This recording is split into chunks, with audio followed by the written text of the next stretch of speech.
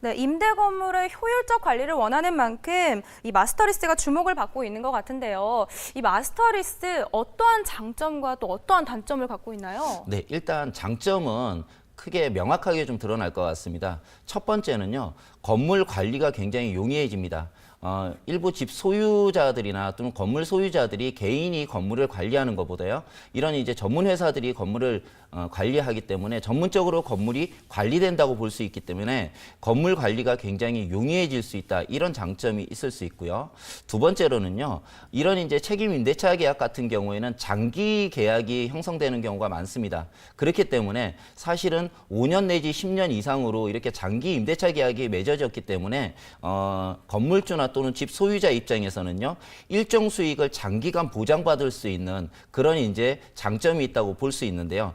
일정 수익을 장기간 보장받을 수 있다는 이런 내용에서는요, 우리가 좀 살펴봐야 될 것이, 부동산 시장이 불황에 접어들게 되면은 건물주나 또는 집주인의 입장에서는요, 월세 세입자를 맞추는 거, 전세 세입자를 맞추는 부분들이 공실이 일어날까봐 굉장히 두려움을 많이 가질 수 있는데요. 이런 마스터리스 제도를 이용하게 되면은요, 일정 수익을 장기간에 보장할 수 있는 확실한 수익을 가질 수 있기 때문에 장점이라고 볼 수 있고요. 마지막으로요, 공실 우려가 적어지고 관리 어려움을 임대 관리 업체에 전이가 가능하기 때문에요, 일정 기간, 장기간 동안 건물에 대한 관리에 대한 부분, 그리고 일정 수익에 대한 부분을 사실은 안전하게 또 완벽하게 얻어낼 수 있는 그런 이제 제도라고 보시면 좋을 것 같습니다. 그리고요, 이런 이제 장점이 있는 반면에 마스터리스를 할 때 주의점도 좀 살펴보면 좋을 것 같은데요. 두 가지 정도만 좀 정리해 보겠습니다.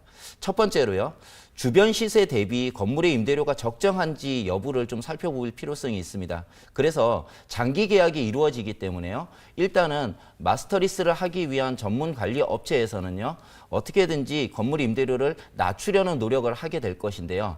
이 부분이 계약을 할 때 임대료 부분이 적정한지 여부를 먼저 좀 판단하시고요. 두 번째로 장기 임대 기간에 대해서도 주의할 필요가 있다는 내용인데요. 장기 임대 기간이란 말의 의미는요, 사실은 부동산 시장이 굉장히 좋아지게 되면 임대료는 계속해서 높아질 가능성이 있기 때문에, 이런 이제 불황의 시대에 접어들 때 이런 경우 같은 경우에는 사실은 공실도 문제가 되지만 임대료가 굉장히 낮아질 수 있는 그런 가능성도 있기 때문에, 이런 이제 장기간의 기간 동안에 부동산 시장이 어떻게 변할 것인지 이 부분을 좀 더 주의할 필요성이 있다는 내용이 있을 수 있고요. 두 번째는요, 마스터리스가 통상 10년 정도의 장기로 계약됨에 따라서 향후 건물의 가치 변화 부분을 좀 살펴볼 필요성이 있고요. 그리고 들어오려고 하는 장기 임차인의 상황이나 관리회사의 신용 등에 대해서도 확신이 어렵다는 점을 감안해서 마스터리스 선택에 있어 신중한 결정이 요구된다는 내용인데요.